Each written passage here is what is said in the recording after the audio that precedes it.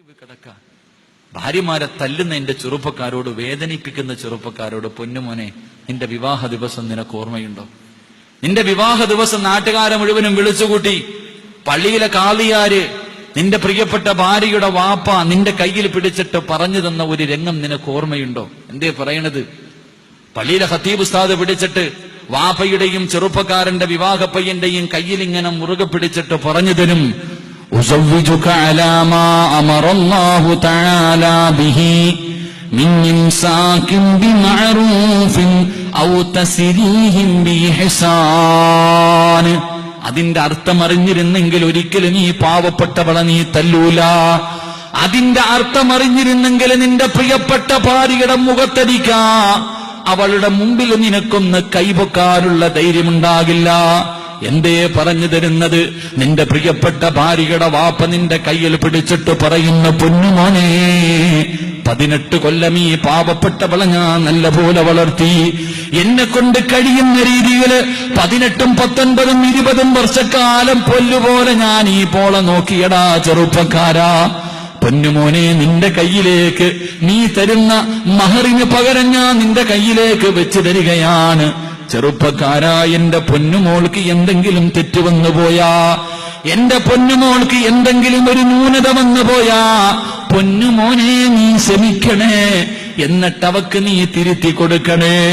ഓരോ ഭാര്യയുടെ വാപ്പയും കയ്യിൽ പിടിച്ചിട്ട് തന്റെ മരുമകനോട് പറയുന്നു, മോനെ, എന്റെ പൊന്നുമോൾക്ക് എന്തെങ്കിലും തെറ്റുവന്നു പോയാ, ഇവൾ അനുസരണക്കേട് കാണിച്ച, ഇവള് കുരുത്തക്കേട് കാണിച്ച, നീ ക്ഷമിക്കണേ, ഇവൾക്ക് പറഞ്ഞു മനസ്സിലാക്കി കൊടുക്കണേ.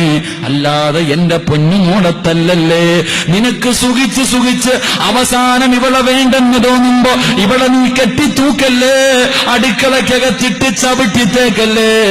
എടാ, നിനക്കെന്റെ പൊന്നുമോളെ വേണ്ടെന്ന് തോന്നുമ്പോ ഇതുപോലെ എന്റെ പൊന്നുമോളെ എന്റെ കയ്യിലേക്ക് തന്നെ തിരിച്ചു തരണേ. നിറകണ്ണുകളോടെ നിന്റെ ഭർത്താവിന്റെ വാപ്പ, നിന്റെ ഭാര്യയുടെ വാപ്പ നിന്റെ കയ്യിൽ പിടിച്ചിട്ട് പറഞ്ഞത്, എന്റെ പൊന്നുമോളെ നിനക്ക് വേണ്ടെന്ന് തോന്നുമ്പോ നീ കൊന്നു കളയല്ലേ, ചവിട്ടിത്തേക്കല്ലേ, ആ പാപത്തിന് കണ്ണീര് കുടിപ്പിക്കല്ലേ. നിനക്കിവളെ വേണ്ടെന്ന് തോന്നുമ്പോ എന്റെ കയ്യിലേക്ക് തിരിച്ചു തരണേ എന്ന് നിന്റെ ഭാര്യയുടെ ഉപ്പ നിന്നോട് പറഞ്ഞു തരുന്നത്.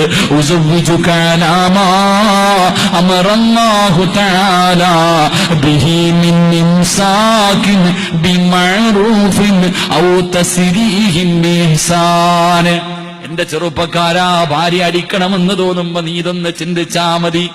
എടാ, നിനക്കതിന്റെ വേദന അറിയണമെങ്കിൽ നിനക്കും ഒരു മകളുണ്ടായി, ആ മകളെ മറ്റൊരുത്തനെ കെട്ടിച്ചു വിട്ട് അവൻ തല്ലുമ്പോഴേ അതിന്റെ വേദന നിനക്ക് തിരിച്ചറിയൂ. അതുകൊണ്ട് എന്റെ പ്രിയപ്പെട്ട ചെറുപ്പക്കാരോട്, എന്റെ പ്രിയമുള്ള പെണ്ണെ, നിനക്കിത്തിരി അഹങ്കാരം കൂടുതലാ. മഹാനായ റസൂലുള്ളാഹി സ്വല്ലല്ലാഹു അലൈഹി വസല്ലമ തങ്ങള്, അള്ളാഹുവിന്റെ പ്രവാചകനുണ്ടല്ലോ, തന്റെ പൊന്നുമകളോട് വിവാഹത്തിന്റെ രാത്രിയിൽ പറഞ്ഞു കൊടുത്തതാ. അള്ളാന്റെ റസൂല് പറയുന്നു, ഫാത്തിമ അഹങ്കരിക്കല്ലേ, ഫാത്തിമ അഹങ്കരിക്കല്ലേ, അള്ളാഹു നിനക്ക് ദാരിദ്ര്യം തരുമെന്ന് നബിയുനാ റസൂലുള്ളാഹി സ്വല്ലല്ലാഹു അലൈഹി വസല്ലമ തങ്ങളെ പഠിപ്പിക്കുമ്പോ, പാവപ്പെട്ട കുടുംബത്തിൽ നിന്ന് കേറി വന്ന പെണ്ണ്, നിനക്കൊരു നല്ല ഭർത്താവിന് കിട്ടി, നിന്റെ ഭർത്താവിന് നല്ലൊരു ജോലി കിട്ടി, നല്ല ഒരു വീട് വന്നു, നിനക്ക് അഹങ്കാരം കിട്ടി. ഇന്ന് പ്രവാസികൾ മുഴുവനും വല്ലാത്ത കണ്ണീരിലാ. കാരണമെന്തേ? ഗൾഫുകാരന്റെ ഭാര്യ മണ്ണാർക്കാടിനെ വിറപ്പിച്ചുകൊണ്ട് നടക്കുകയല്ലേ. അവള് തറയിലല്ലോ.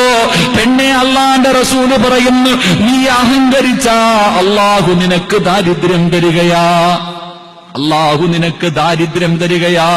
എന്റെ പ്രിയപ്പെട്ട പെണ്ണെ, ഭർത്താവിന്റെ അനുവാദമില്ലാതെ നിന്റെ വീടിന്റെ വെളിയിലേക്ക് ഇറങ്ങില്ലേ.